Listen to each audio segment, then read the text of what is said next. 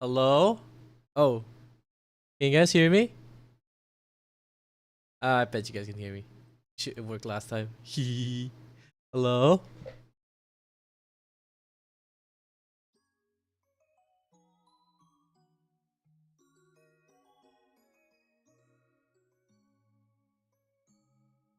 Should be fine, I reckon. Anyways, I don't know who's here. Probably not a lot, but that's fine. Today we will be going through Feel the Heat, one of the songs I made with the Lab Rats. Very cool song. I love it. I'm really happy I made the song. Very nice, very nice. Yeah.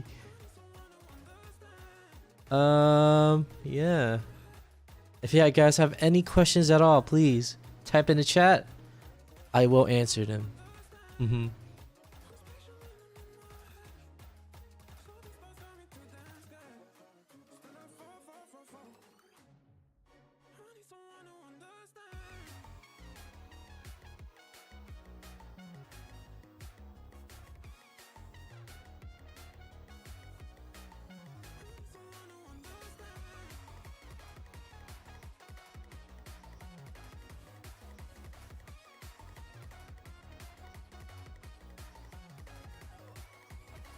Yeah, my model's way too big. What the helly?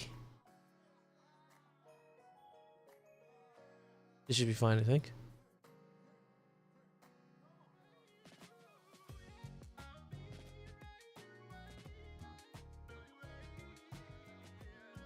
Just pull this right down.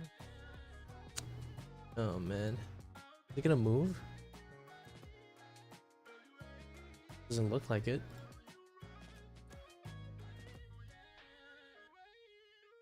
Oh, there we go. Okay. Make the monitor a bit bigger. I think I have to put it on the right, huh? Yeah, I might have to put it on the right.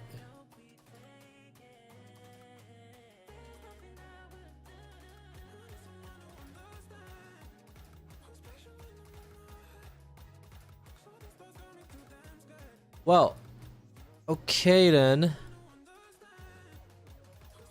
I guess I'll start off with the vocals.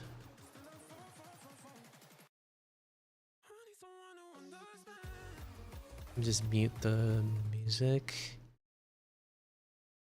All right, I had to little disclaimer. I had to like freeze and I bounced some of the tracks because it was like way too CPU intensive, and I had to actually export it, zip it up, export it, and bring it over to the old PC, which is my gaming PC right now, and it's so CPU intensive. That's why I had to get a brand new Mac and everything, just to start producing songs again, because it's just so intensive. It might blow my my old gaming PC up, which is my old production PC.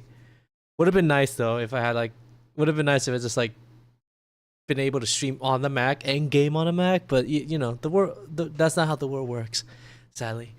But yeah, I thank God I was able to export it. There are some missing plugins here and there, but for all intents and purposes, I should be able to show everything off on this PC on this project alone. Shouldn't be too bad. It'll be nice.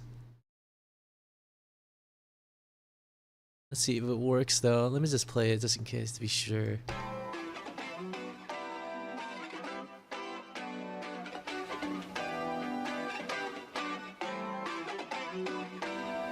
Yeah, it's going through. Hell yeah, let's go.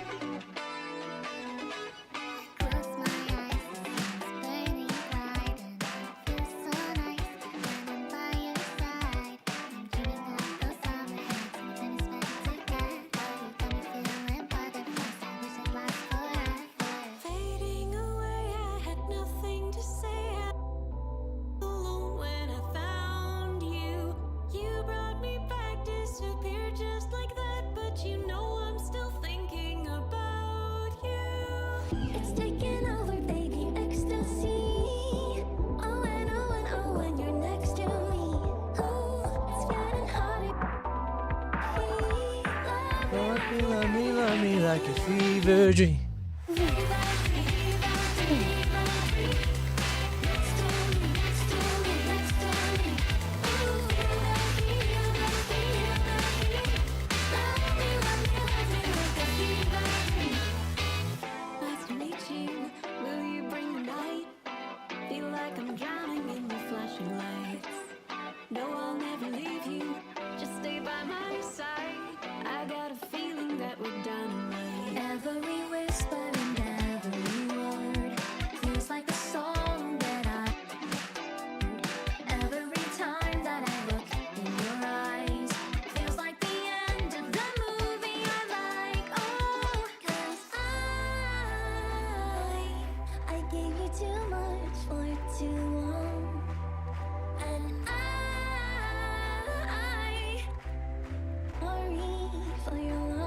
Yeah, there's a plugin that's not activated in there. It's so obvious.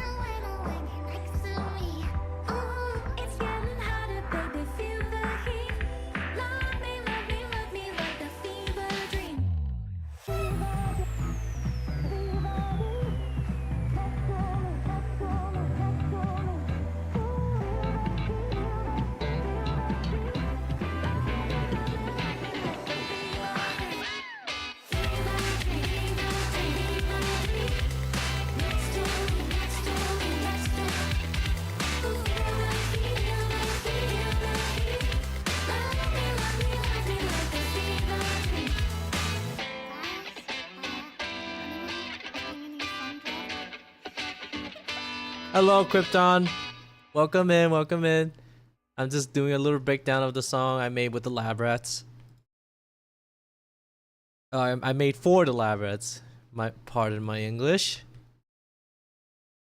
I just finished showcasing it. If you have any questions, please do ask. I am more than happy to answer them in the chat.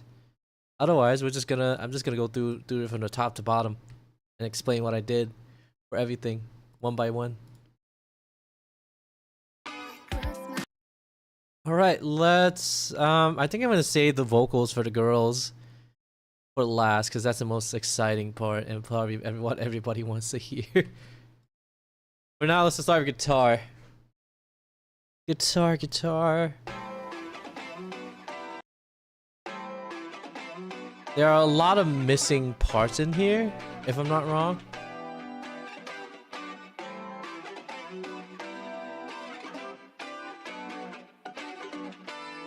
A lot of missing effects. It's not missing parts. Yeah, the EQ's gone. That's why it's clashing with the normal guitar.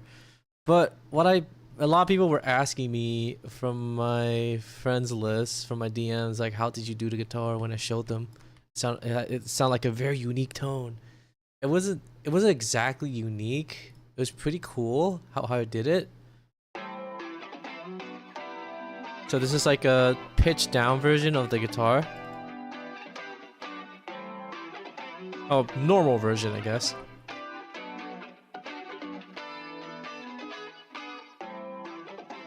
And there's like a Paradise guitar amp, some EQ, and then Soothe to really clean it up a little bit more, and multi-band compressor to make sure all the dynamics were all a little bit more in your face and a little bit more controlled. And then one knob, this is the filter and this is the Hass effect to make it super wide. Make sure everything is, you know, all wherever it's placed. And also it kind of leaned it towards a little bit to the left. Even though I did apply Hass effect, do not do this because this does mess up your stereo imaging quite a lot. It really doesn't make sense that I should be doing this. Honestly, the Hass effect is more than enough. I don't know why I decided to do the balancing. I usually tend to do really funny little stuff when I'm producing and stuff like that. Yeah. And I'm pretty sure what I did for the high guitar, which is the other layer of the guitar. And basically one octave up. Very high pitched. But this one does not have a Hass effect. This one, so it's not super wide. It's only towards the right side. And that's it, nothing else. And you basically put those two together and you get...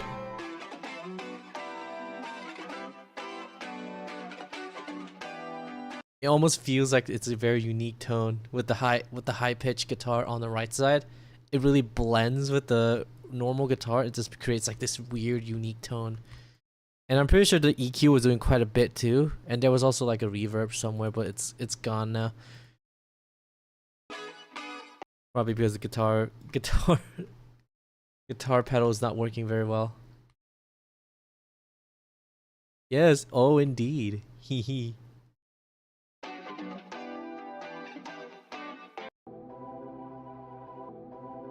Okay, and next is the organs and the little synth effects. This is like a choir effect I did with the UAD Opal and the pad shop to kind of make like a pad, like a choir effect. So it's like super wide and it feels so full. Sadly, there's no reverb on it, but with the reverb, it sounds so big. It sounds so big and so full. And I layered it with another organ type sound, which I'll show you in a few minutes. But this is to cover the higher range to make it feel like angelic in some way. It feels like you're floating, you're flying away. Fly away, fly away. Yeah, basically it's just a high effects for the lower organs at the down here, B3 organs. I'm pretty sure I used a B3. Oh no, I didn't. Never mind. It was like, yo, don't fly away. But yeah, here are the organs type church, kind of check church organs type of sound.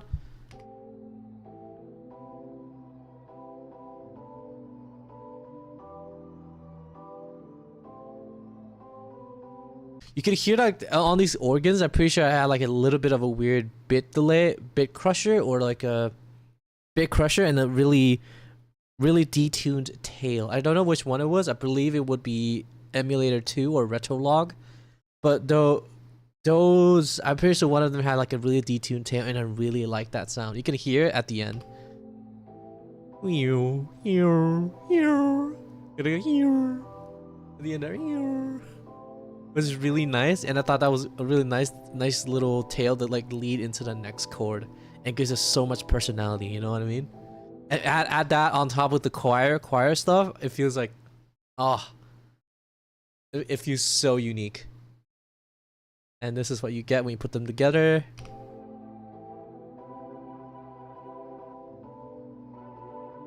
You know, the choir is struggling to keep up, but just imagine this, but way wider. And as a guitar with the low pass, so it sounds like it's being covered up in the next room and it's slowly coming in. Give that sense of energy back in.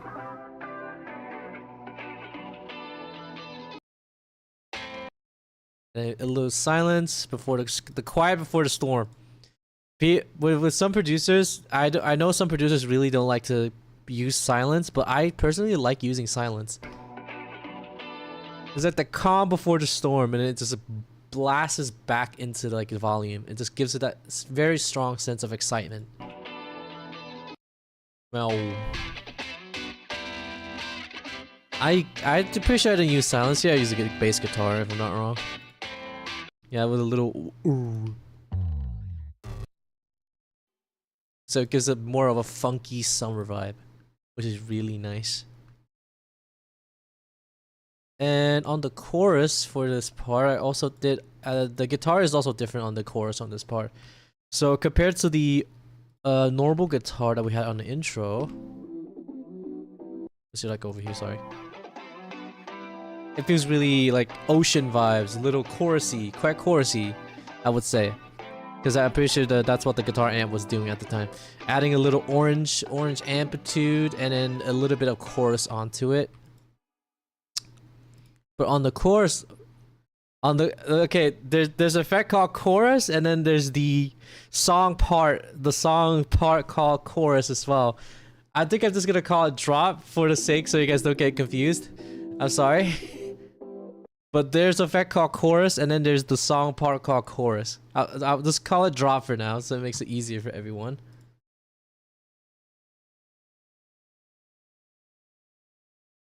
But yes. And this is the drop guitar. I'll just call it that. You can hear compared to the intro guitar, it's so much harsher. It's so much in your face. It's like smacking you.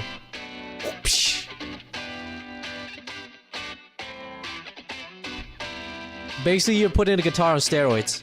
If you're thinking about it, you're basically putting the guitar on steroids. The guitars are on steroids now. But yeah, but if you compare it for the intro to the drop guitar, it's like night and day.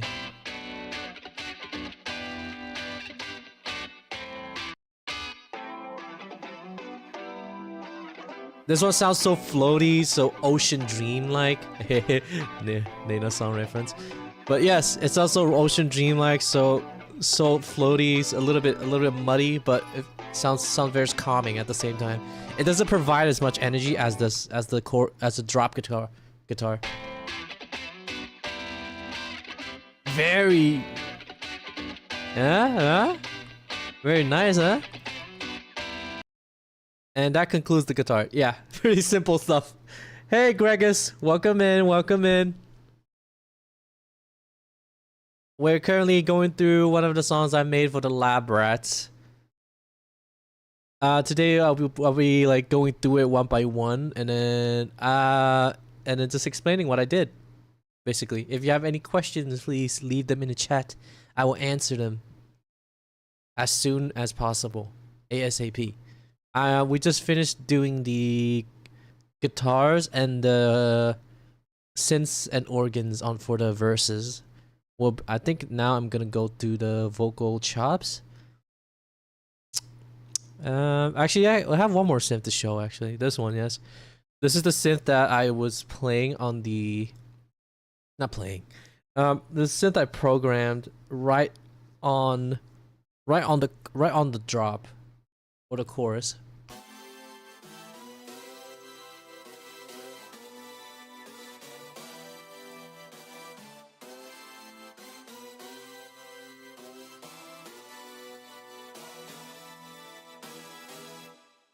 Yeah, this sounds like one of those really classic little 80s or 90s synthesizers, disco synthesizers.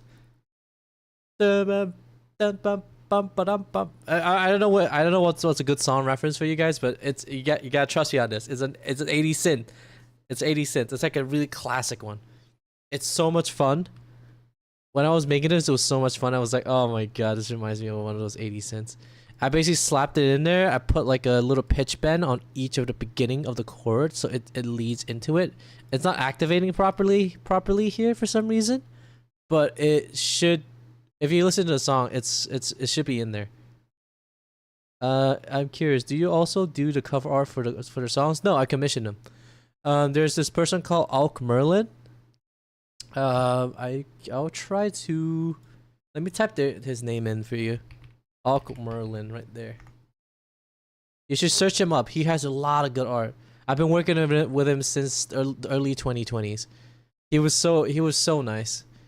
I was able to find him on like a subreddit somewhere because I wanted to release my first song ever at the time, and he was like, dude, he had a decent price, and I was like, damn, such a good art for such a small price. I was like, oh my god, this guy's so underrated.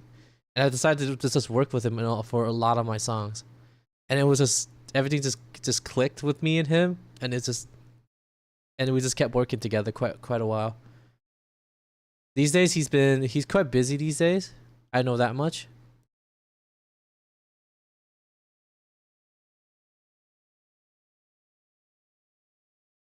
Oh, let me just. But yeah, he's really cool, and I love him.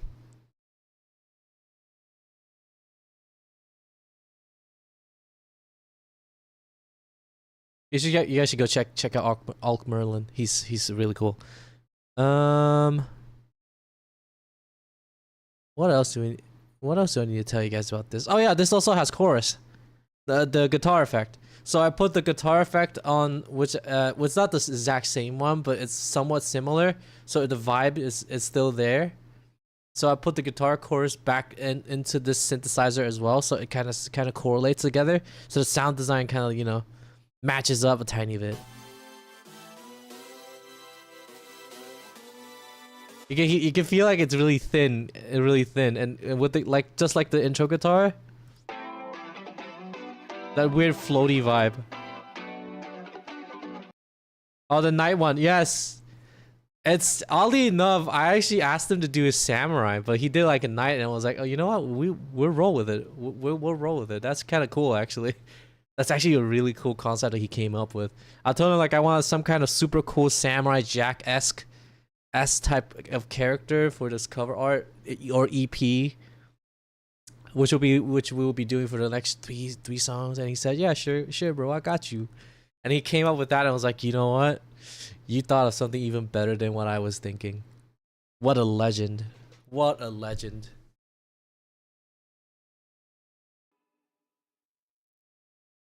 And then he came up with the night guy. I really like that guy. There was supposed to be 4 songs with him, but I ended up with only 3 because I couldn't finish the 4th one. The 4th one never felt right for me, because it wasn't right. It wasn't there. It didn't feel like me, and I was like, you know what? Yeah, it's gonna stay. It's gonna stay in a dungeon, the song where songs don't see the light of day.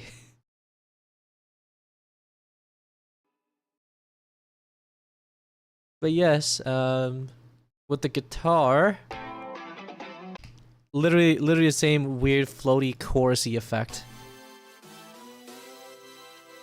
I would argue that the synthesizer probably has a little bit more on it because it's really thin.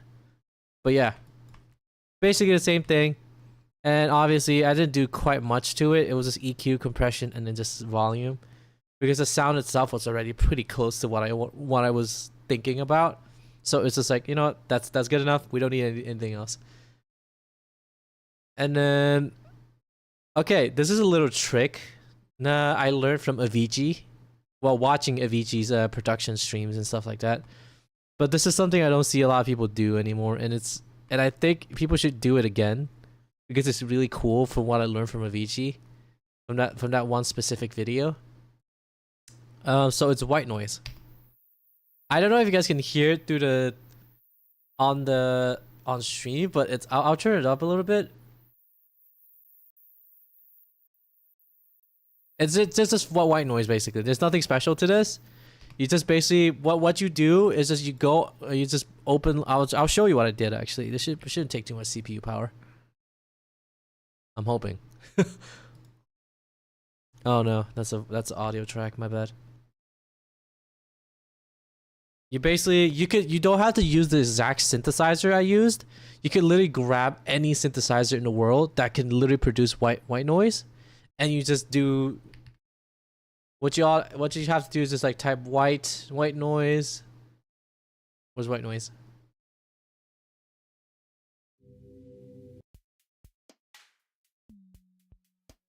That's not a white noise, isn't it? Okay. Okay, I'm just gonna grab Silent One or Serum.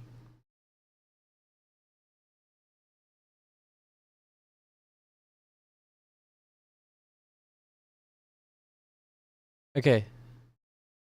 White noise type beat, yeah.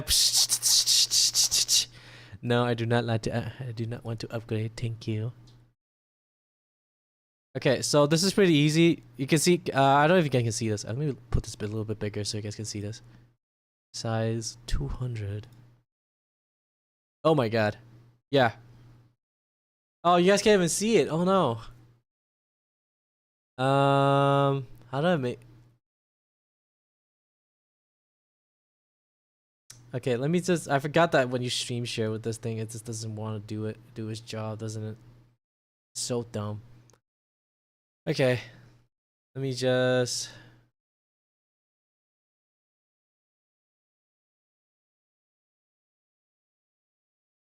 Do this. And do this.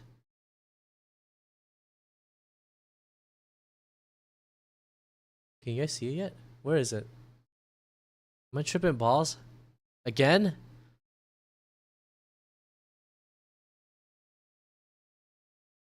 Oh. Oh no, okay.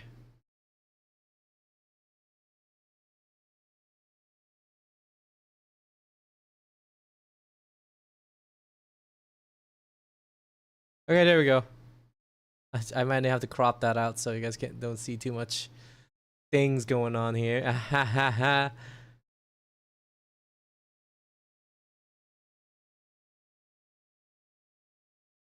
Okay. Okay, that works.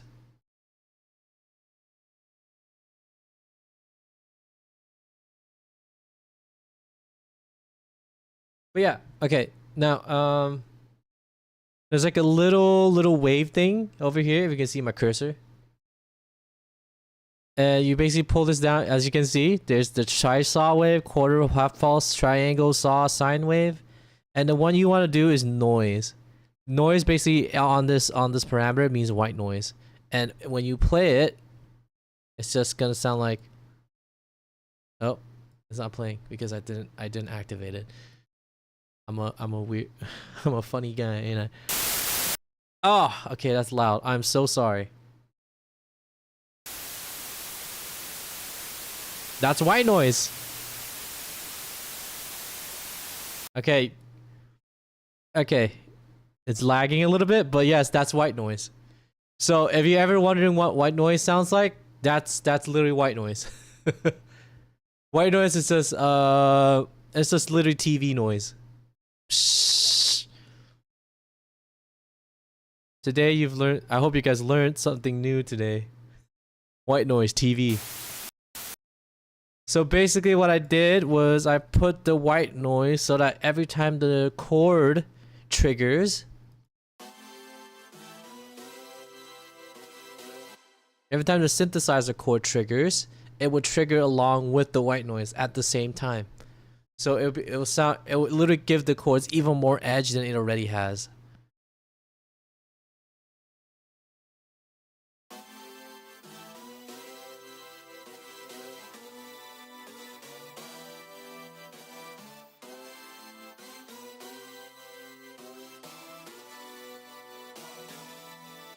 It's very slight. It's very slight. Like you can barely tell it's there, but I'll turn it on and off and you can tell that it gives it so much more energy.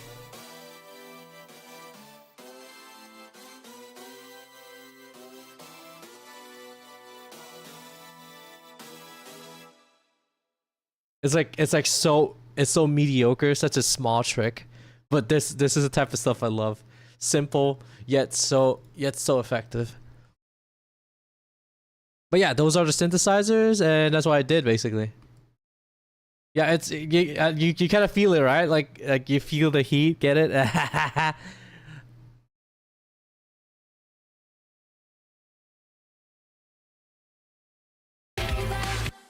Oh, sorry, my bad. Okay, next up, I think I'm gonna do the drums. Okay,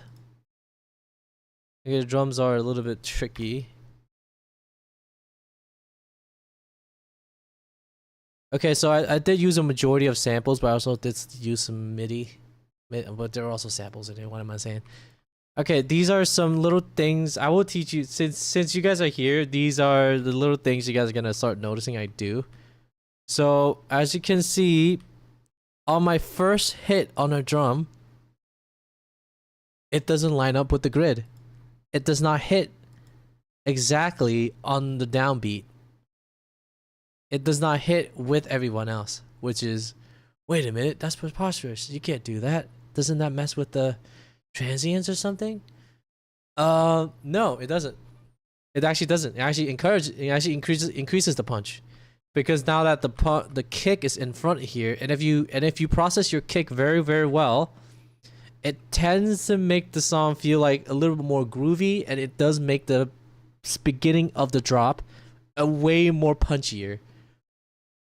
It gives that weird hit vibe, like when you know that feeling when you drink a certain drink, or drink beer, or drink a certain Coca-Cola on a hot day, and then you drink it and your toes start curling. Yeah, that's basically the feeling I'm going for when I put the kick a little bit early than everything else. It just hits the right spot.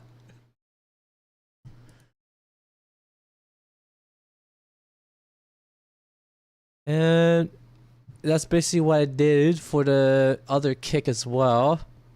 So it's just like it hits on the right spot, and it basically aligns with everything else. Let me just showcase it a little bit. I'm sorry. Oh.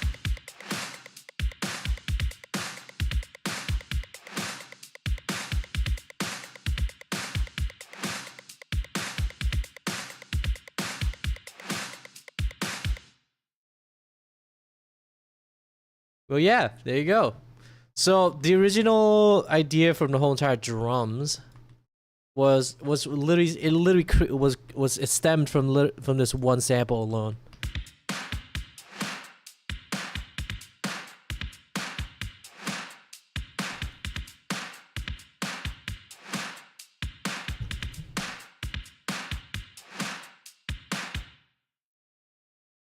Very cool, eh?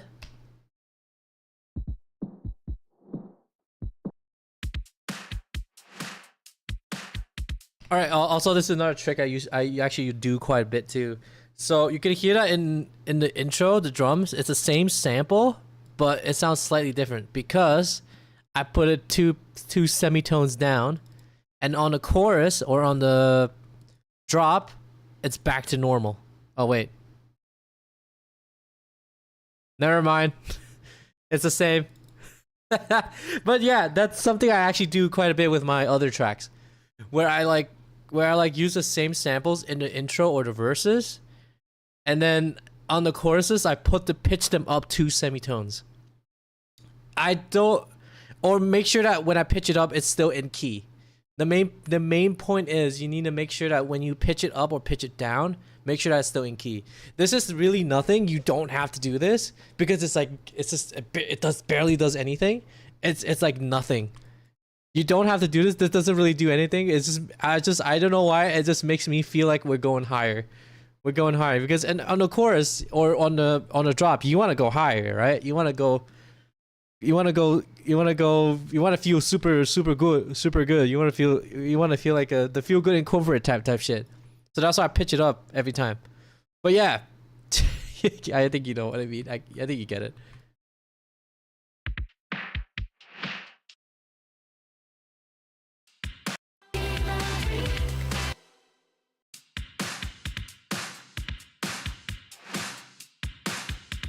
Also, I'm pretty sure, if I'm not wrong, the Pro Q here, it's not doing its job right now, sadly. I did cut the low frequencies out a little bit because I am adding a kick to it to make it even more punchier. When you're dealing with low frequencies, you have to be super careful because low frequencies are very slow moving, and the way they move around the air is omnidirectional. So unlike high frequencies where it's like a beam just beaming straight into your ear, or like, you know, just straight to your face, with bass it just moves like water. One drop and everything's like boom boom boom boom boom, like goes around stuff. With the omnidirectional stuff, you just kinda, with low frequencies, you kinda have to be like, you don't want to add too much because it will reinforce itself. If you add too less, it will just be too thin. Because we all love bass. Who doesn't love a good bass? You know what I mean? But you need to know that with great bass comes great responsibility. Spider-Man. And this is the alternative snare that I did here. It sounds horrible. I know. It sounds absolutely horrible. Like, what is this paper noodle slap snare that's hitting me in the face? Like, what the hell is this? Ooh. Ooh. Ew. Oh my god. But when you put it all together with the sample,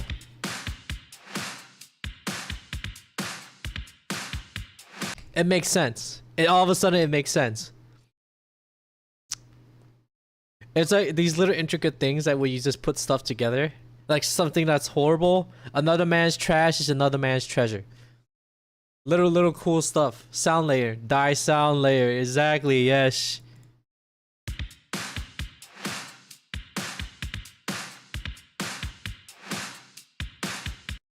And a kick.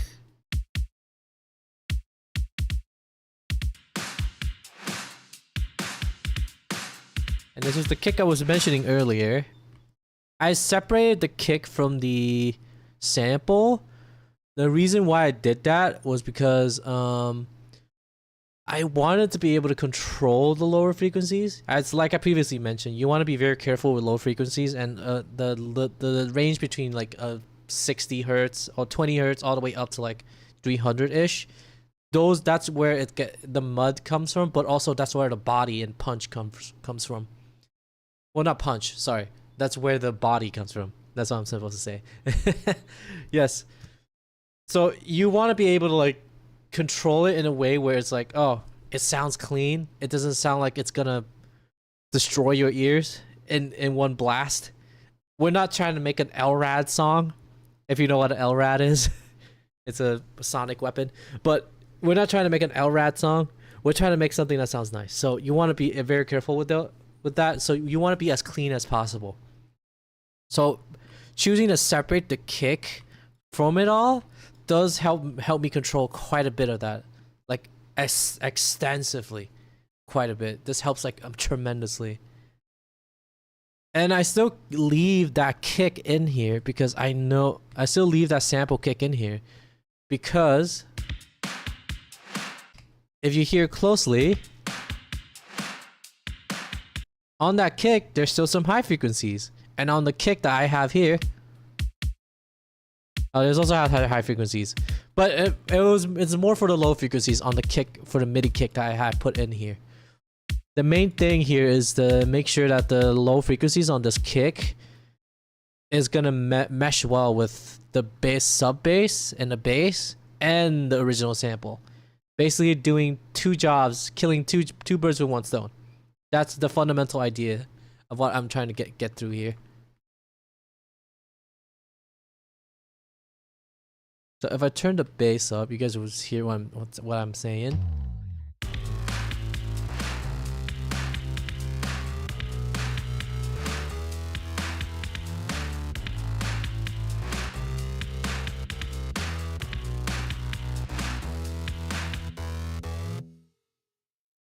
There you go.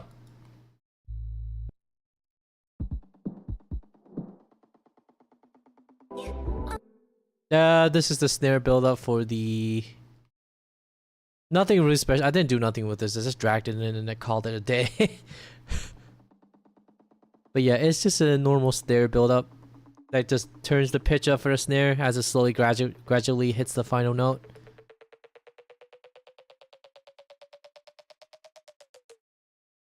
And it did add a little pitch down because there's also a tape stop right there.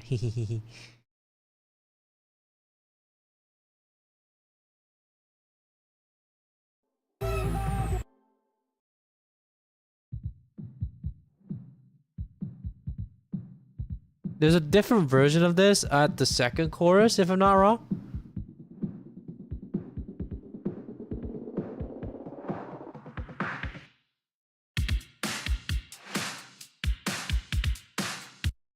Okay. Okay, that's enough of the drums. Oh, wait, there's one more section of the drums. This is one of the most famous things I'm known for back in the day, way before I started VTubing, in the early days of Gyu-NarU. Early days. This is basically what everybody knew me for.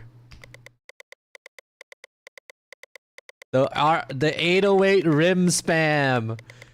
It's literally nothing. But for some reason, my older friends who I used to talk to in my old musical Gyu-NarU days, they're like, "Whoa, that sounds so cool." I'm like, bro, it's just, this is it. There's nothing else. It's just a rim shot that plays every 16th note, and you just remove it on a downbeat, and then that's it. It sounds like a toy.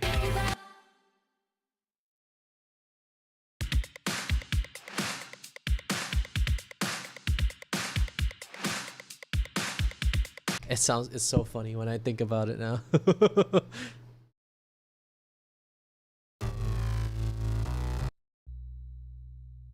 Alright, now let's move on to the bass.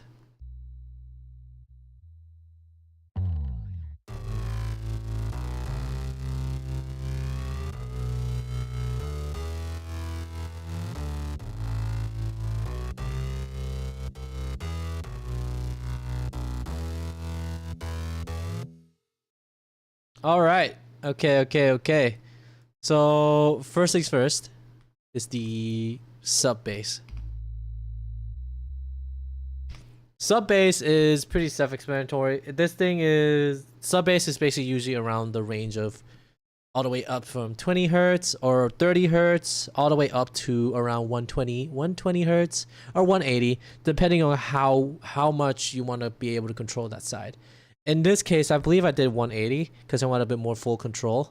And 180, whenever you do 120, you're gonna have to do a pretty big dip around the 300 or 150 hertz area, because that's usually where the muddy stuff is. On most really well mixed tracks, you're gonna start, when you drag them into the DAW and put them onto like a spectrum, you'll notice that there's a big dip right around 300, 500, or around 100 to 500 range, around the 100 to 500 range. You'll notice that most professionally mixed songs will have a dip there. The reason being is that that's where the muddy stuff is, which is really interesting to me, because that's how the human ear perceives muddiness. And I notice it too, and I honestly think it's pretty muddy there too. But it's not like exact range of which number it is, but it is there. it's really different for each person, but it is literally, you can ask to every person in and around there, it's gonna be around 100 to 500. That's usually where the range lands. It's very funny, but every human thinks that range right there is a muddy range. Ah.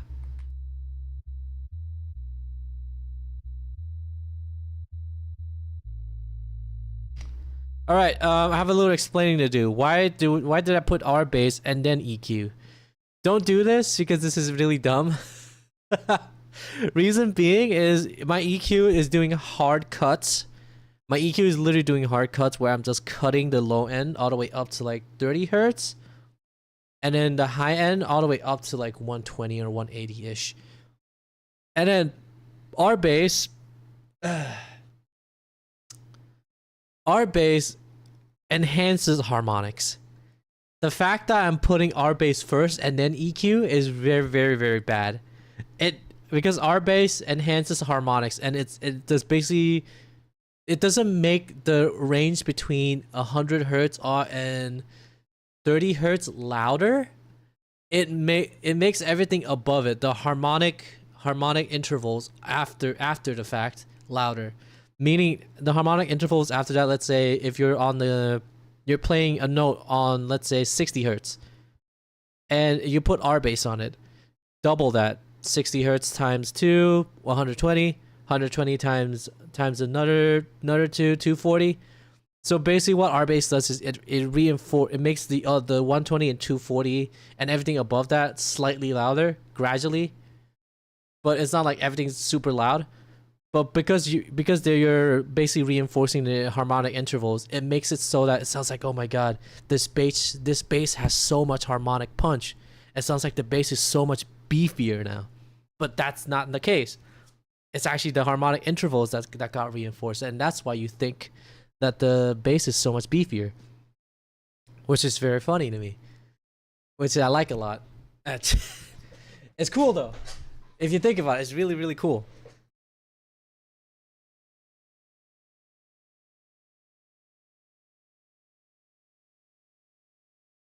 Sorry, and just let me just turn off the multi-chat real quick because we have a horizontal chat.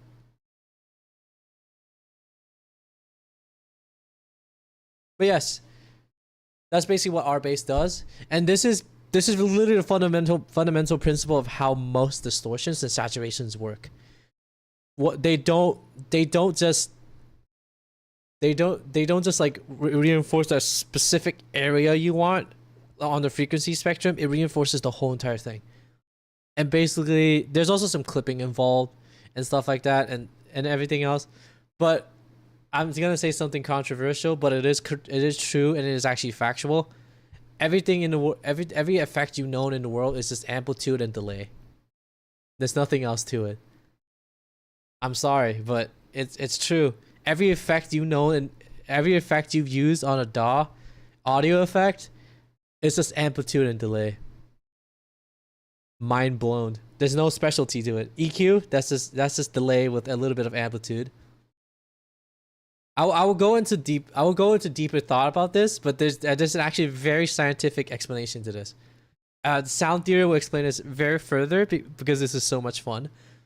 But I'll kind of break it down for you guys since we have a lot of time today, anyways. Basically, when you have two sound sources, let's say, let's pretend we have two sound sources. Like, let me just drag over here. Yeah, imagine these two are identical sound signals, and when you put them together, when you put two identical sound signals together at the same time, where their starting points are exactly the same, they're gonna be twice as loud, because they're the same signal, and they basically they're playing at the same time.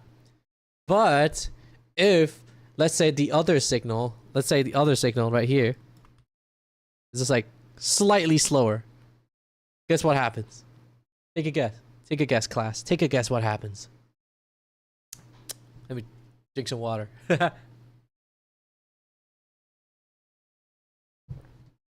Like slightly slower. this is instantly what we call out of phase, and it's gonna cause comb filtering, phasing issues. And the reason why we call it a comb filter is because on this frequency spectrum, you will start noticing that it starts cutting certain harmonic intervals on the EQ or the frequency spectrum, which is really, really cool, because that's literally how chorus and flangers and phasers work. And a lot of effects that we know today work. That's also how EQ works. If you didn't know, that's literally how EQ works. Instead of because the way they do is that they mark out a certain spot and then they put it 90 degrees out of phase, and that's how you take down. Is it a waves physics thing? No, it's sound theory. Basically, how certain sound waves interact with other sound waves. Technically, it is wave physics, because it's like opposite stuff like that. I don't know how much you know about it, but it is technically somewhat similar. Yes. So if it's the same if it's like 90 degrees out of phase, 180 degrees out of phase, it cancels out completely. So let's just pretend like this is on the same, it's playing on the same, right? It's the same signal, it reinforces itself, makes it twice as loud. Now it's slightly like 90 degrees out of phase. It has comb filtering, so it sounds like wishy-washy, very thin, almost like the effects that we use on our songs, guitars, piano, and our DAWs and producing songs, which is really nice. But what happens if we're like perfectly 180 degrees out of phase, where it's like a full circle? You know what I mean? Let me just hold up. I'm just gonna open MS Paint to show you guys, to make this more fun.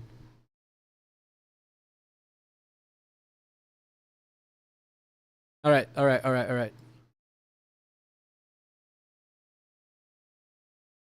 right, imagine sine wave, yeah? Sine wave. Okay, this is the polarity. So yeah. So these two signals, zero, they're in phase, completely in phase. Now, what I was previously illustrating was that what if this one was slightly slower than the other? This will cause comb filtering. This will make it sound like wishy-washy. I can't really demonstrate it right now, but if you watch a video, you'll instantly know what I mean by wishy-washy,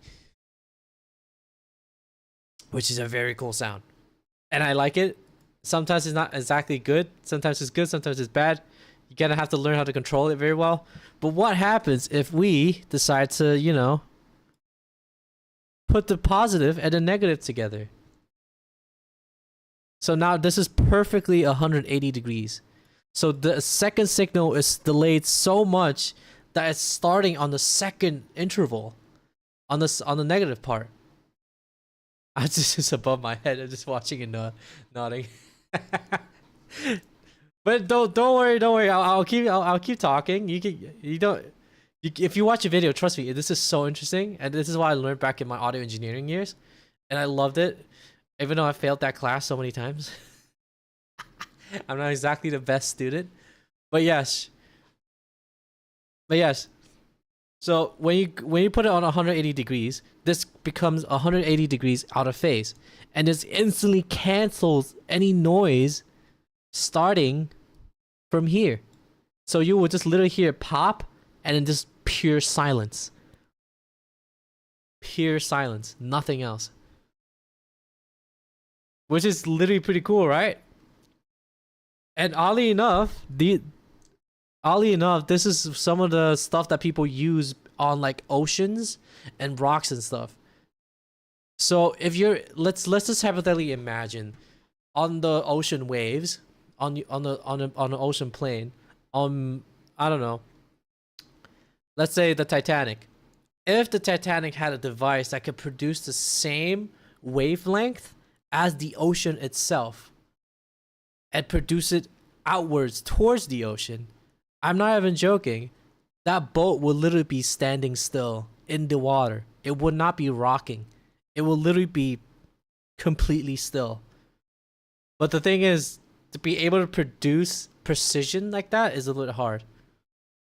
Because the ocean is not just one frequency, it's like multiple frequencies. Because let's be honest, the ocean cannot be that.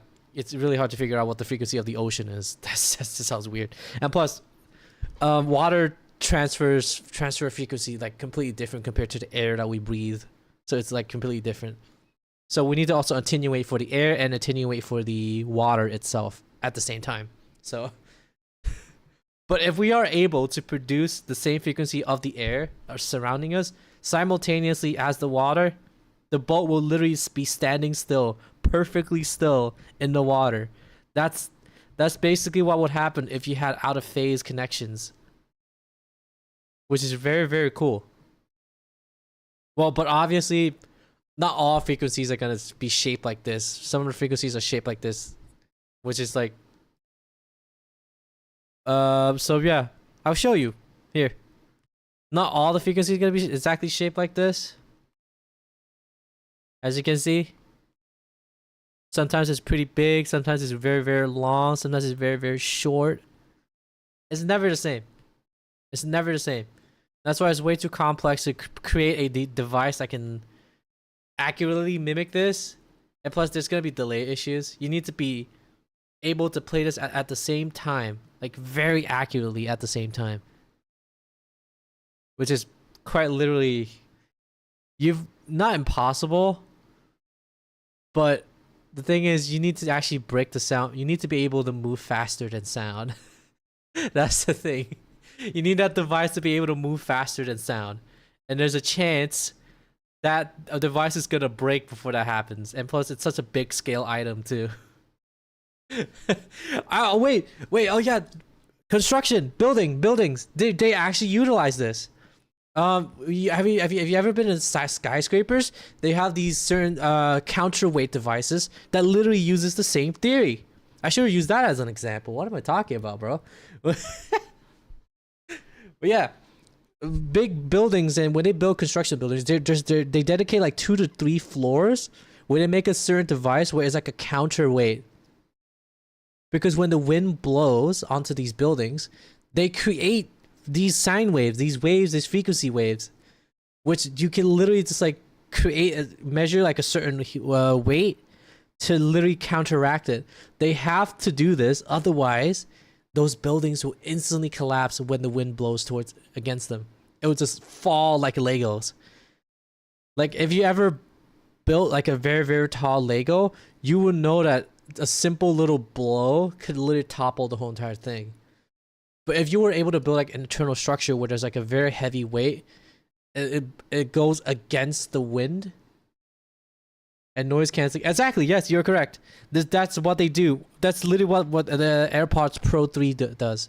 It basically listens to the outside world and sees what listens to what you're hearing while also listening to what you're hearing inside. There's an outward speaker and an inward speaker. Sorry, inward microphone and outward microphone. It listens to both of it, kind of calculates what to, basically it chooses what to cancel and what not to cancel. It cancels out the outward microphone source, and then everything that's blasting into your ear, it gets left alone. Basically what it does, it's oh wait, I think I might be able to demonstrate this. Okay. I might be able to demonstrate this for you guys. Oh, this is gonna be so cool. It doesn't matter.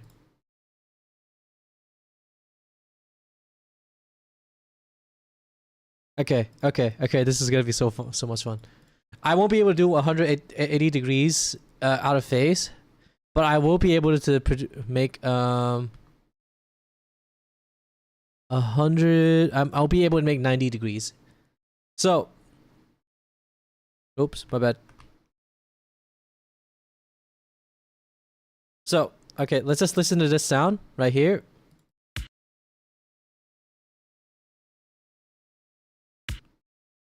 All right. Okay. Let me just make it bigger. Okay, now, the starting point on this sound signal, all the same. Everything is completely the same. As you can see, everything is on in phase, starting at the same point in time and space. They're both in the same space, same time, identical sounds. Now, that's how it sounds normally. Now, let's play it both together. It's louder. You notice that it's twice as loud now. Now, let's see what happens if I, let's say, I don't know, make the second one a little bit slower. Slightly slower. Oh, what was that? Why does it sound like that? All of a sudden, it sounds like thin, tinny, wishy-washy. That, my friend, is what we call comb filtering. Now, okay. Now, the building thing I was talking about. Now, what the building basically does is that, imagine this. So, with the counterweight,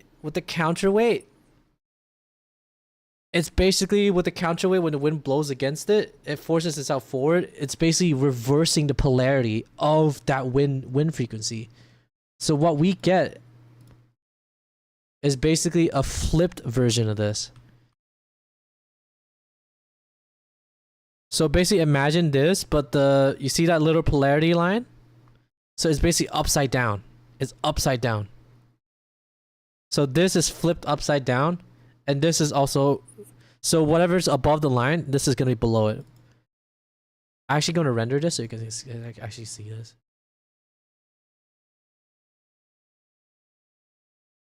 Okay. Now, okay. These are still the two identical lines, but the only difference now is that the one below it is the upside down version of the one above it. So this one is the normal version, and this one's the upside down version. Now, take a guess what's gonna happen when I play this.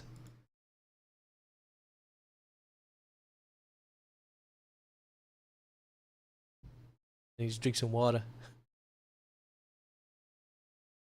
Silence. Correct. Collect, Krypton. Correct. You've been listening. I like that. Exactly. Nothing's happening. There's no sound. Zero sound.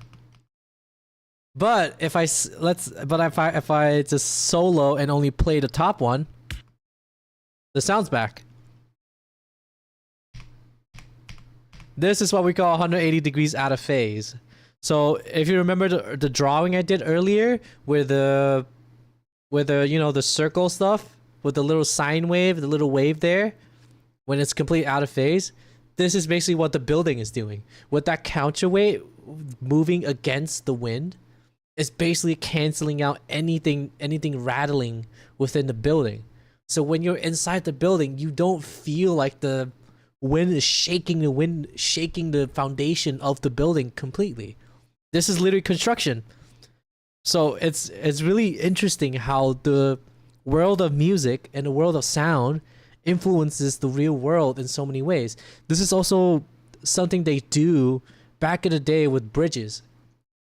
So there was this is a very, very dark time during human construction times, but there was one bridge that they were constructing which had a catastrophic failure because they didn't consider this thing right here. They never considered that the frequency of the bridge would be so, because the material they use were all similar in terms of resonant frequencies.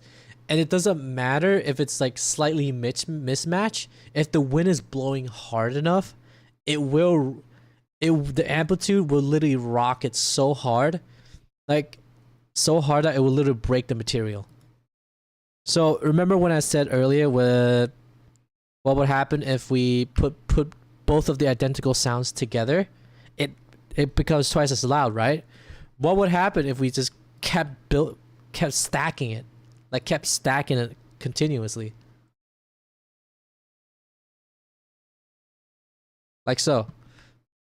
They're all starting at the same time. They're all playing at the same frequency. It would destroy the sound. It would sound horrible. And that's what happens to construction materials if you don't Or if you don't consider these frequencies. Yeah. At some point, it's gonna start distorting, it's gonna start clipping, and it's gonna basically sound destroyed. And that's what... Oh, my bad.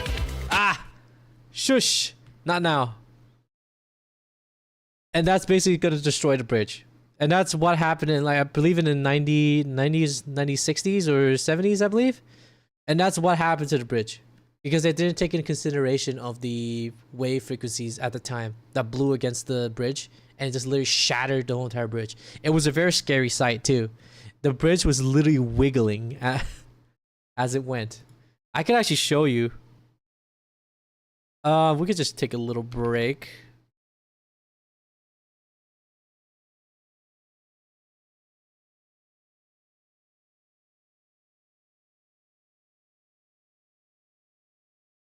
Let me just find it real quick. I'm hoping I can find it. Oh, 1940s, the British path. Yes. So basically what happened was that the bridge was swaying so much. At some point, the bridge collapsed. And there were, I don't know how many, there was a lot of people, there were a lot of deaths during the time, but this was basically a really fun, I can't find it. Oh wow, okay. Never mind. But yeah. Oh, I'm sorry.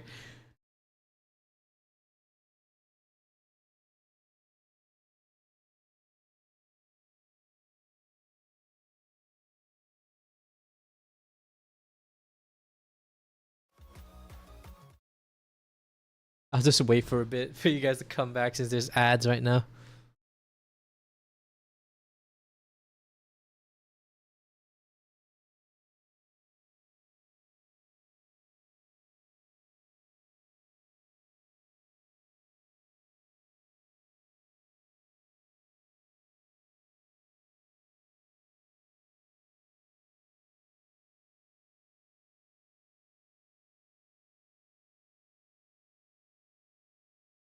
I'm so sleepy. I'm so eepy.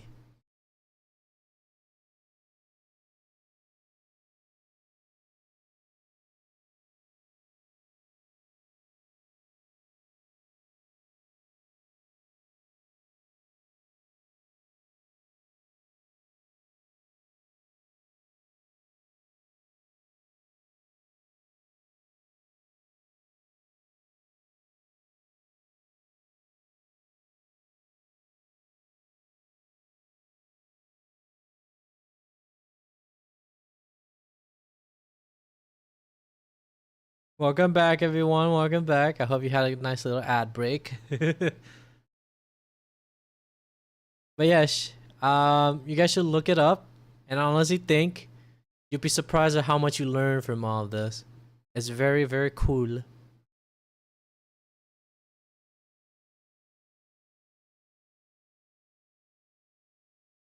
I think we have to start talking about the song again. I'm sorry. Okay. Let me go get back to the bass.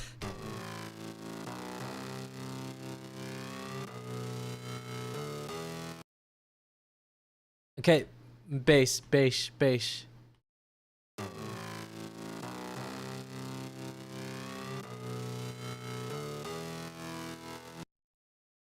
Alright, so this is the high bass, or the mid bass, as most people would say. I call it high bass because it's gonna have some frequencies that clash with the vocals, but I cut that out, as you can see on my EQ. And yeah.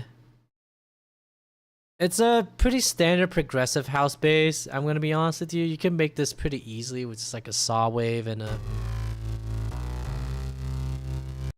some OTT, and that's it. And if you ever wonder what OTT is, it's called over the top. They used to do this back in the early 90s where they would compress the living hell out of every drum sound in the room mics, so it sounds really squashed and super energized, and basically bring in the dry signal of the drums and basically put 50-50, kind of 50-50. Like, remember when I was previously mentioning the reinforcing sound stuff? That's basically what they're doing. they're using the squash version and the original signal to kind of reinforce it to make a very, very energized but dynamic version of the drums. Well, slightly dynamic, not all completely dynamic, but it's there. But eventually, they eventually named the technique called over the top compression, so that's why OTT is called. Named after. But eventually, most EDM producers find this sound very appealing because it's so energetic. It's because it's really in your face. It blasts you with so much stuff.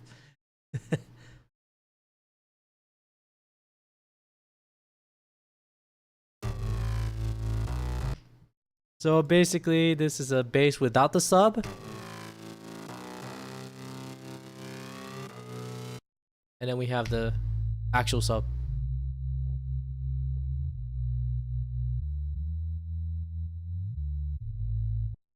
And then put that together, we got the sub bass, mid bass.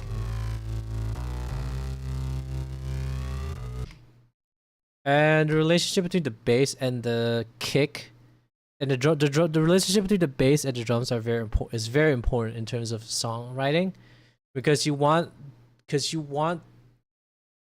have groove. You want to have groove and body. The drums is what keeps the rhythm, but the bass is what moves the song. So in a way, they have to work very, very, very well together. Otherwise, it just sounds wrong. And in my case, it's super simplistic, because it's just literally holding one note and then changing to the next note and then changing to the next note. But and let's say a disco song or a funk song, whole different story. I might showcase that in a future breakdown stream, but I will showcase a bit more groovy stuff in the future. Hopefully, maybe we'll show something in when I'm talking to Tifa and later this week. Yeah, we might show something later that week. But yes, because the drums are keeping rhythm and the bass is showing groove, I would say this song has the least groove and is not very cool. I would say this song is not very good because the groove on this song is literally just that's it.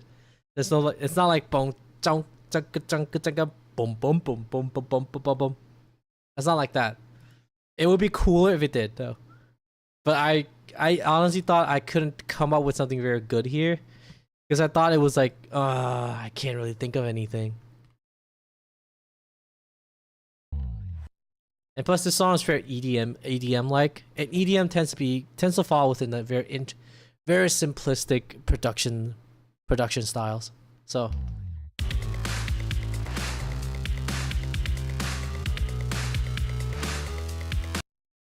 all right, now let's move to the little knickknacks.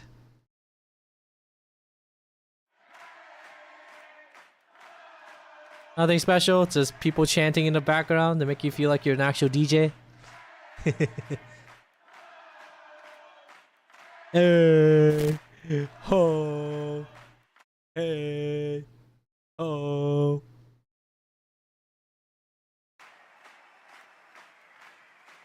Oh my god! Oh my god, it's him! Ah, I love it! Let's go! Woo! Yeah, can you tell I used to do a lot of weird things in my room, where I just like listen to songs and start doing piano fingers and slapping the air with my hands and start nipple twisting my mouse and my keyboard like a DJ.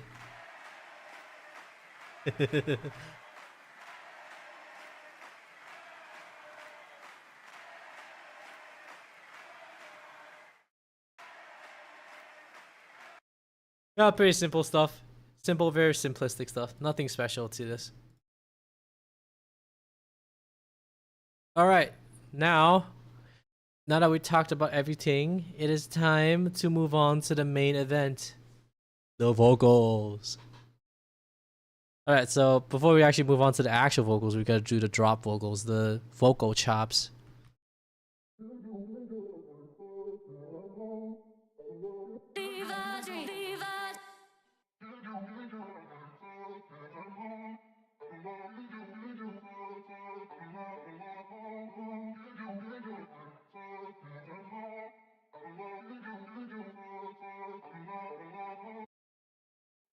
So this is pretty straightforward.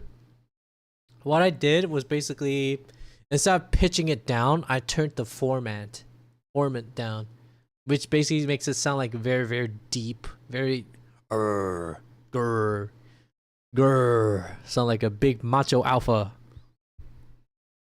And then I basically copy pasted the original one, the top one, I believe.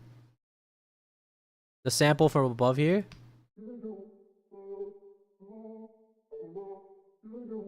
I copy pasted it and then reversed it. If you're wondering how does that not cause any phasing issues, it's because there's rhythm to it. When I reversed it, I placed the parts where there were silences.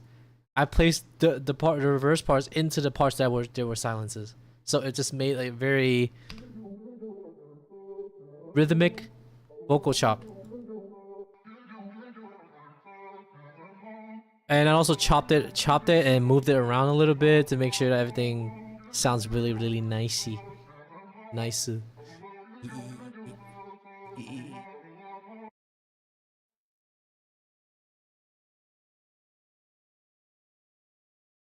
then we have the demo vocals I sent the girls.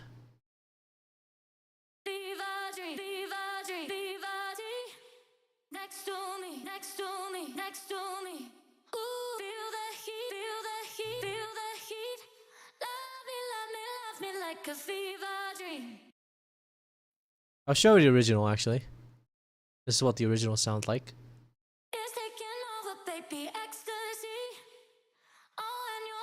When you're next to me, ooh, it's getting hotter, baby. Feel the heat. Love me like a fever dream. Fever dream.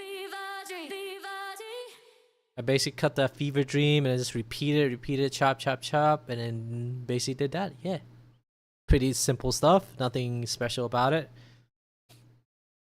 I also did some OTT, EQ. Yeah. Easy, simple, clean. Alright, now the vocals of the girls. We had Miniko, Shumimi, Ellie, and Churchy. Close my eyes, the sun's burning bright, and it feels so nice when I'm by your side.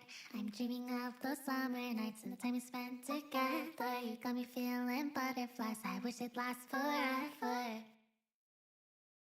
Alright, Minnie's vocals were I want to say this, despite everybody in the song, all four girls, they have very similar vocal resonances. Their vocal tones were very close to each other. Luckily, there was still some distinctness. There was still some uniqueness between them, and that I had to exploit the uniqueness, as one would say, or make the uniqueness even more gradual, so that everybody sounds the way they are, but they still sound as great as they are, because everybody, Miniko, Shum, and Church and Ellie, they were amazing singers. I barely had to do any timing and tuning on their vocals, which is very nice. I'm dreaming of those summer nights and the time we spent. But compare that to Shum, Churchy, and everybody, they do sound alike once in a while, but for some reason, it's like they still have their unique tones to them, which I really like. Which I really, really like. Close my eyes, the sun's fever dream. I think I'm gonna talk about the chorus first and how I layered them. Yeah. So this is what Minis sounds like. Shumimi's. And Churchies.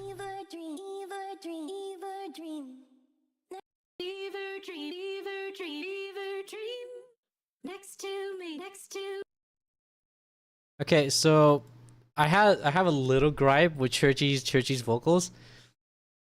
For some reason, she wasn't pronouncing her F's very well. I was trying to find like where's the F and the feel here. There's an Ever Dream. Where's the feet? Where the F at? And I was like, yeah, it's fair enough. It's fine. like a fever dream. No, there's an F there, but it's like really quiet. As you can see, that's the F. It's so quiet. But I guess that's how she pronounces stuff, and that's fine because it's still cute. It still sounds good, and I don't mind it. I really don't. Fever dream. Fever dream. Fever dream. Fever dream. Next to me. Next to me. Next to me. Oh, feel the heat. Feel the heat. Feel the heat. Love me, love me, love me like a fever dream. So this is pretty simple. I basically use Churchy's vocal as normal, but I panned it to the left, like slightly to the left, probably like 4 units. I don't know, 4 to 5, actually 6. I probably did 6. I usually do 6, and then I'm pretty sure Shumimi's is the right side. Fever dream, fever dream, fever dream. Next to me, next to me, next. Okay, I have an explanation as to why Shumimi sounds so super auto-tuning and robotic. I got lazy with the timing and tuning. Yeah, I timed and tuned the solo parts, but when it comes to the group singing parts, it's just like slapped the auto-tune on and just like called it a day. I got super lazy. I hope Shumimi never watches this video. I pray to God.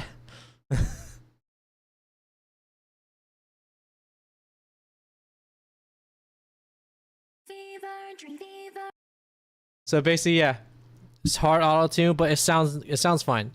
When you put it with everybody else, it doesn't sound like she stands out too much, and that's the main point. I want her to sound good, but she doesn't sound like whoa whoa whoa whoa whoa whoa. Hold up there, Gregus. Don't do anything harsh. Don't do anything harsh.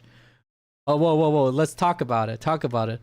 Why are we DMing her? Why are we DMing her, bro? Why are we DMing her, bro? Please, please, please. I'm on my knees. Please. Please don't do anything harsh. Don't do anything rash. Let's not be rash now. Let's not be rash. Let's not be rash. Let's not be rash, please. Let's not be rash. Gregus, let's talk about it. Let's talk about it. What's going on? Why are you trying? Why we DMing people, bro? Why we snitching? Why we snitching? Gregus, why you trying to snitch on me, bro? Don't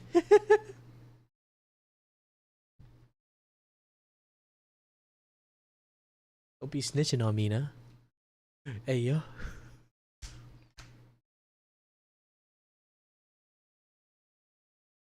Limbo. Okay.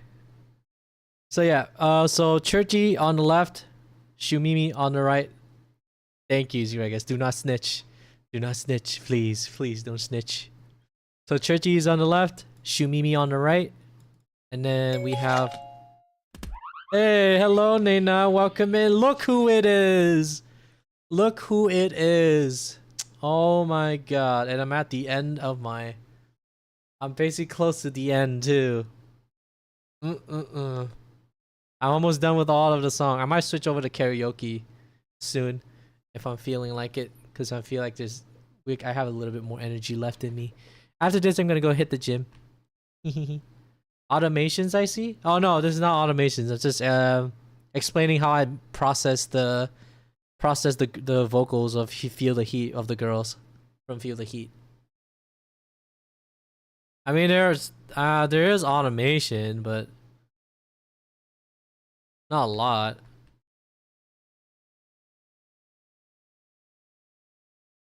Mostly just volume automation, and then I have to compress it afterwards anyway, so no point. But yeah, like I previously mentioned, I was saying that I put Churchy's vocals on the left. Wait a minute, Churchy's on the left, Shumimi's vocals on the right, and then they basically sound like it gives it this illusion of space, illusion that they're singing in the same room. This is just the two of them right now. Fever dream, fever dream, fever dream. Next to me, next to me, next to me. Ooh, feel the heat, feel the heat, feel the heat. Love me, love me, love me like a fever dream.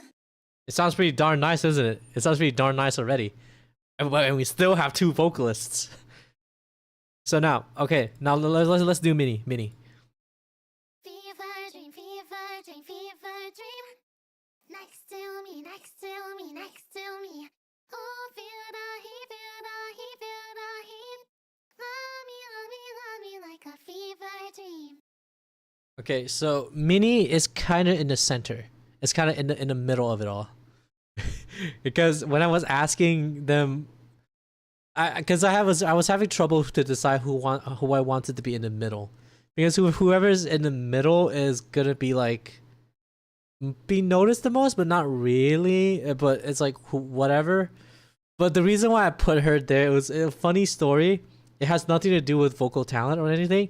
It was more or less I was asking who was the alpha in the group, and then they said Minnie's our alpha. Oh, I was asking who was the leader. Sorry, I was asking who was the leader within Lab Rats, and then everybody unanimously said, "Oh, Minnie." I was like, "Of course she is." Minnie's the alpha. Is it Minnie's the alpha though? We don't have a leader, but Minnie's the alpha. I'm like, nice. And I just like, and then when I finally received Minnie's vocals, like, you know what? I'm gonna put the alpha in the middle. Why not? After I heard that and I received Minnie's vocals, I just feel like, you know what? Minnie's in the middle. Screw it. It just sounds right. It feels right to have the alpha in the middle. Does it not? It just feels right. And then we have the Ellie, who is on the sides. Fever dream, fever dream, fever dream. Next to me, next to me, next to me. Ooh, feel the heat, feel the heat, feel the heat. Love me, love me, love me like a fever dream. Nice to meet you. Well, and Ellie is kind of side-ish. She has something in the middle as well, but also something on the side. This is something I like to do where it's like I put Minnie slightly in the front, Ellie in the behind Minnie, and then there's also two more Ellies on the left and the right. So it kind of creates this illusion where there's like three Ellies singing in one spot, which is I'm cloning Ellie mini bots. It's just funny. Basically, Ellie's the glue. Basically, it still sounds nice without Ellie, but with Ellie, it sounds even more coherent. Her vocals give quite the bump to everybody's vocals. I'll kind of show you without Ellie's. Fever dream, fever dream, fever dream. Next to me, next to me, next to me. Oh, feel the heat. It sounds pretty nice, doesn't it? With Minnie, Shum, and Churchy only. Now, if I introduce Ellie, Fever dream, fever dream, fever dream. Next to me, next to me, next to me. Oh, feel the heat, feel the... it kind of glues everybody together and brings everybody to the front. It's you notice it even more because it's so much louder now. It's so much. There's so many things going on. It's so nice. Fever dream, fever dream, fever dream. Next to me, next to me, next to me. Oh, feel the heat, feel the heat, feel the heat. Actually, let me explain the layers I did for Minnie first. This is the middle layer, I believe. Fever dream, fever dream, fever dream. Next to me, next to me, next to me. Oh, feel the heat, feel the heat, feel the heat. Love me, love me, love me like a fever dream. And this is the other middle layer. Fever dream, fever dream, fever dream. Next to me, next to me, next to me. Oh, feel the heat, feel the heat, feel the heat. Love me, love me, love me like a fever dream. So we have two Minis in the center. Man, there's a lot of Minis and Ellies going around these days.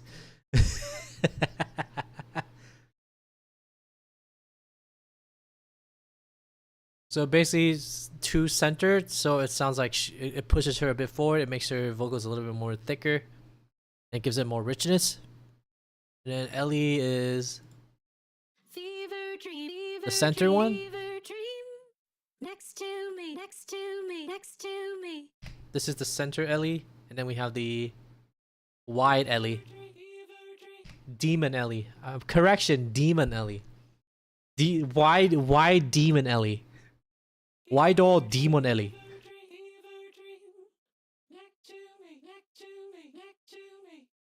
I will explain why I did this. The reason why I did this is because I kind of copy and pasted the original vocals and then just did and put it to the side. Remember what I previously mentioned, where if you have two signals that are exactly the same, it actually affects it a lot on the stereo field as well. If both sounds are exactly the same, it's gonna force it back into the mono anyways. So what I did here is making it by turning it into demon mode, and then making it wide. It fundamentally and mentally changes the sound, so it sounds completely different than the center signal. So there's an actual wide signal to actually feel like, oh, it sounds different. That's kind of cool. You know what I mean? So there's actual distinction between the mono, the center, and the sides. Fever dream, fever dream, fever dream. And you put everything together. Fever dream, fever dream, fever dream. Next to me, next to me, next to me. Ooh, feel the heat, feel the heat, feel the heat. Love me, love me, love me like a fever dream. There you go. Whisper and every There are some plugins that are not working, but it's taken let me just. for your loss. It's taken over, baby, ecstasy.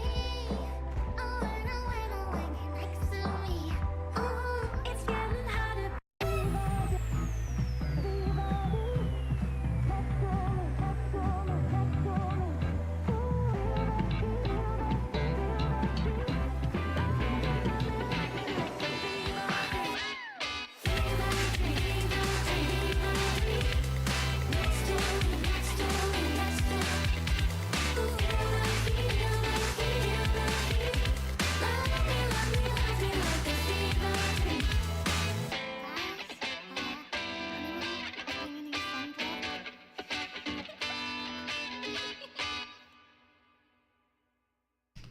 And there you go.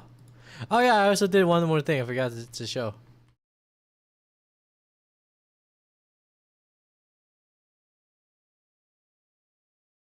So along with the chorus, there's also this one tiny little thing I did. This is this part. You combine all that together, you get feel the heat.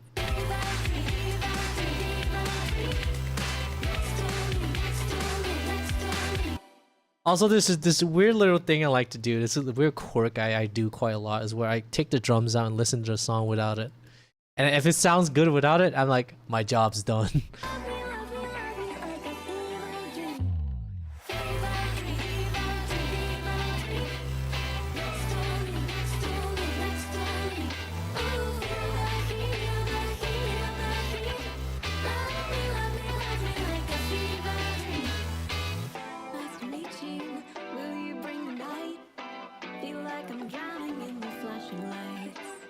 It's lagging, it's lagging. No. I got a feeling that we're dynamite. Every whisper and every word feels like a song that I. Yeah, the plugins are not registered correctly, so it's silencing once every 30 seconds, I think.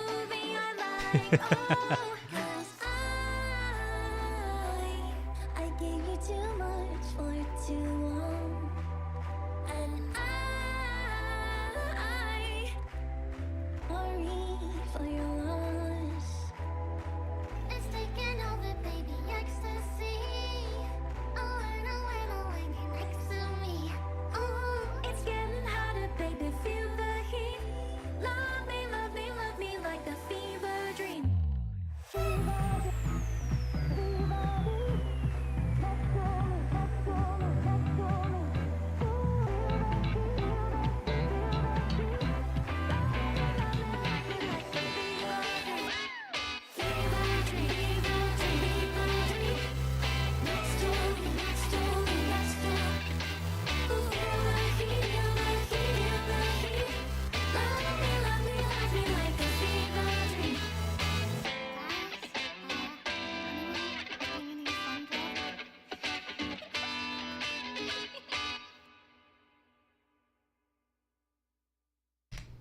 All right, there you go, boys. All right, any questions? Anything you want to ask me about? Otherwise, I think that's it. That's all of it, basically.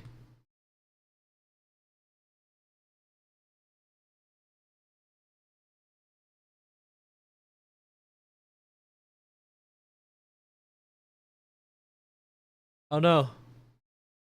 Oh, somehow.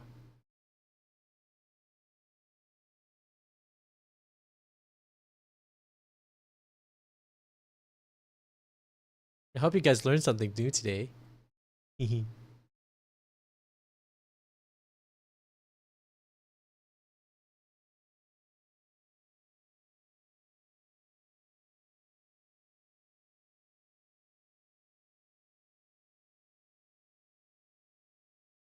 need to close Ableton.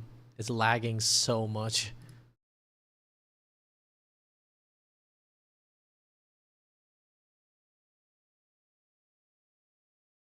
Oh yeah, I also got the how long did the song take to make from start to finish? I'm gonna be honest. When I was making it, I was actually watching the girls stream. It was one of their collab streams they were doing, and I was just watching it while making it just to get the vibe down.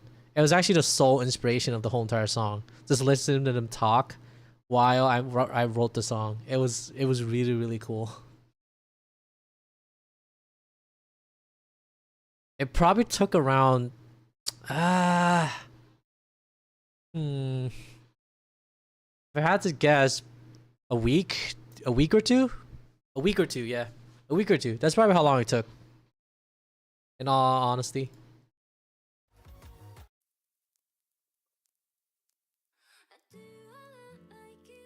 on the first day it was so much fun. On the first 3 days when I was making the guitars, much shorter than I expected. Oh, you'd be surprised. I make songs really quickly. I usually take like the fastest I've done was like 1 day, and I believe that song is Timeless. Timeless, I was able to finish it within 1 or 2 days. I was on like a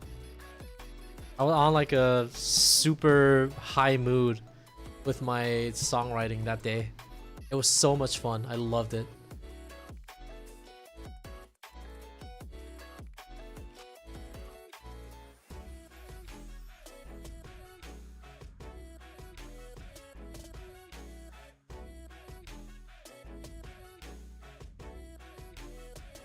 Nana.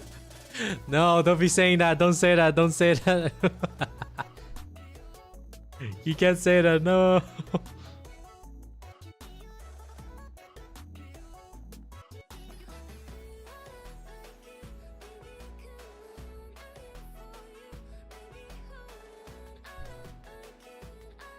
In 1 day. Yeah, Timeless was because I was in such a I was passionate that day. I was super motivated.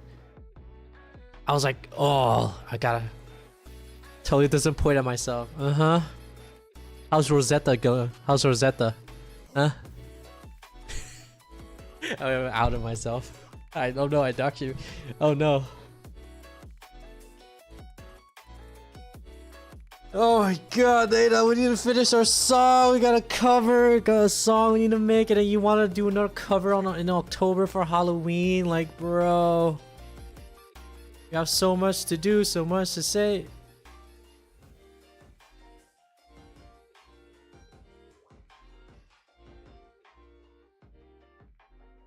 I'm cold.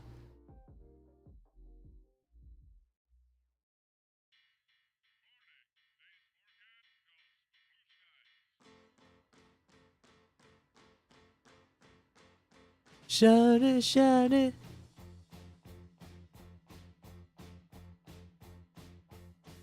Sun is shining in the sky. It ain't about inside. Everybody. Alright, we have like I could stick around for like another. No, I was just making an excuse to put my jacket toggle on. I'll take it off now.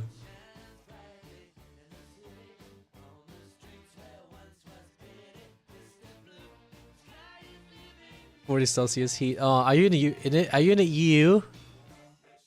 Bro, it sucks to be in the EU summers are so bad right now. I saw some terrifying stuff. Nana was melting. All my EU friends are melting. ID was melting. I was like, bro, why don't you just move to Switzerland? Isn't it cold up there? I'm like, nah.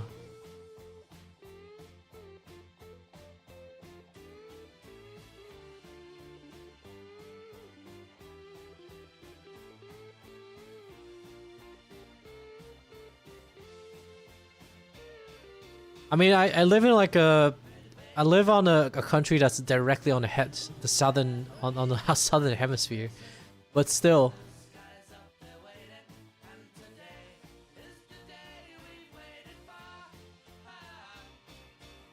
I live in a country that's like directly on the closest to the sun, basically, but still, I still can't believe how hot it gets up in the EU. It's like I saw how many 40 degrees. We never reached 40 degrees in Malaysia, in Southeast Asia, sadly enough. But it's consistent heat. Don't get me wrong, but it never gets too hot, which is the nice part.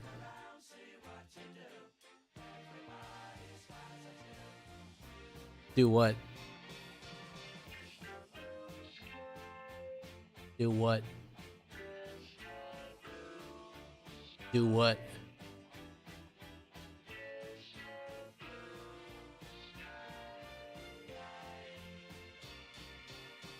Mr. Blue.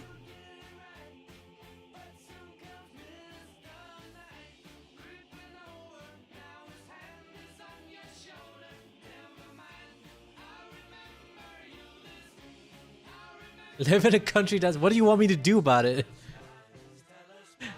You gonna help me migrate, huh? Migrate to the EU? Actually, never mind. Can you migrate me to like Italy? I want to be in Italy. Oh, 42 Celsius at peak daytime in here, Korea. Oh my god. Is Korea? My god, Korea is like that hot? Oh my god, that's crazy. Jesus Christ. I'm sorry, Krypton.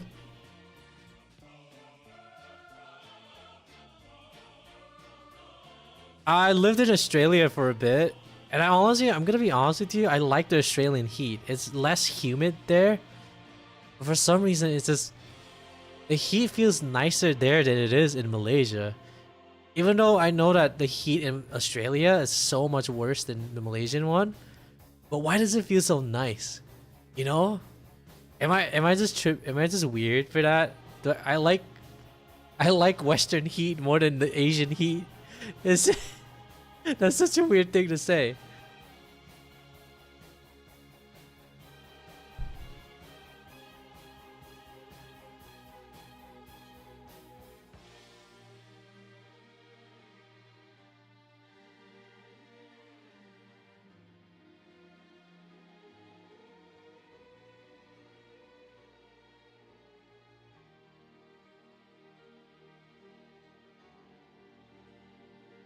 Let me just change the...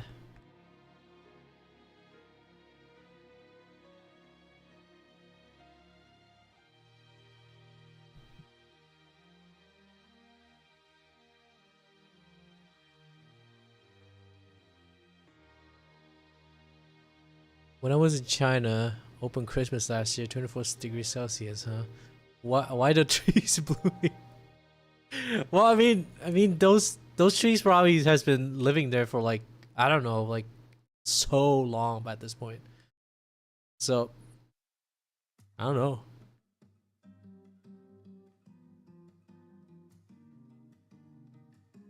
Why the trees green? They probably got genetically edited to do that. I gotta be honest.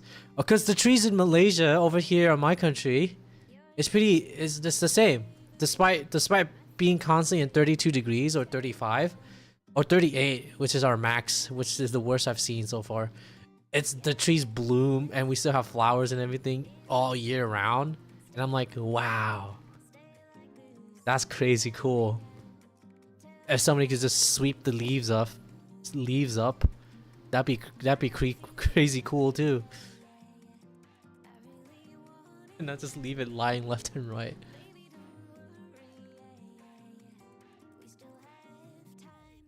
After that, I stopped being.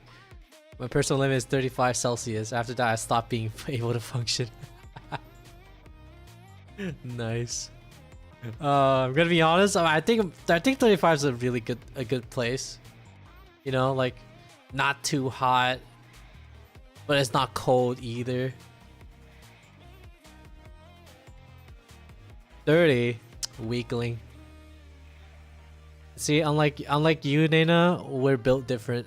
I'm built different. I'm better. I'm stronger. I'm better. I'm him. It's gotta be 36. Jesus Christ.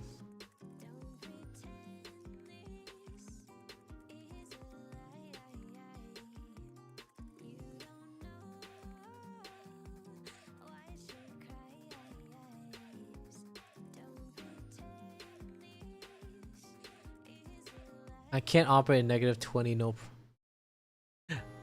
I can operate in negative, I've never been in negative 20. The coldest I've been in is like negative 12. And it was, I kind of became a bear at negative 12. I kept sleeping. I slept so much. My energy drained so easily in the cold.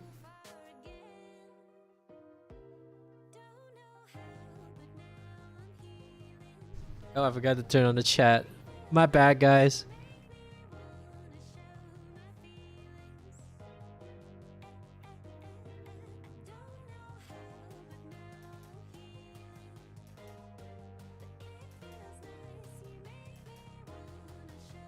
Yes.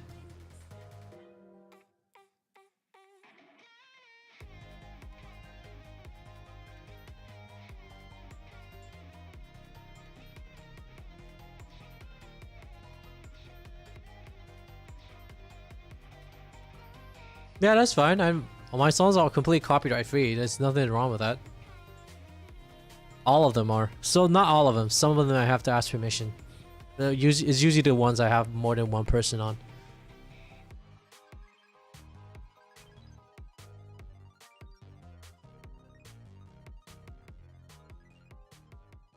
Okay, thank you for showing up, Gregus. Thank you for coming in. I really appreciate you. Thank you. I appreciate it. You have a good shower, you have a good rest. Have a good day tomorrow or a good night today.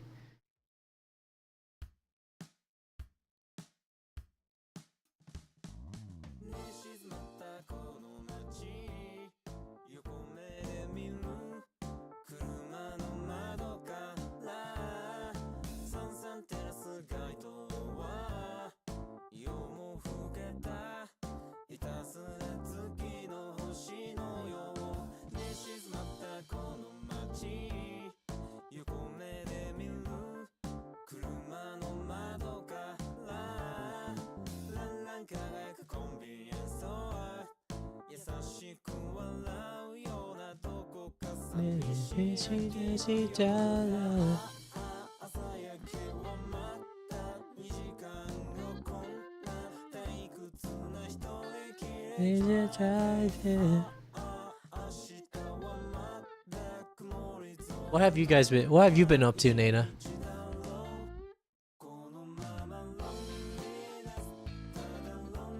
Actually, let me check out that post you did on Instagram.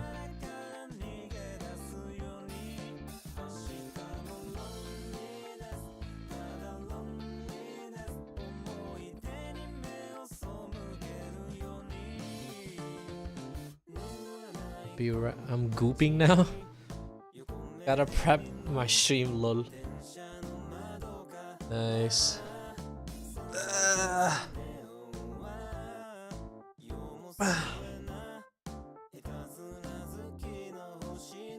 Oh, I need to stretch. I should put that as redeem, shouldn't I? Okay, have a nice stream. I'm probably gonna end this here now then. It's like 2 hours, so might as well. Okay, thank you everyone for showing up. I hope you guys learned something new today.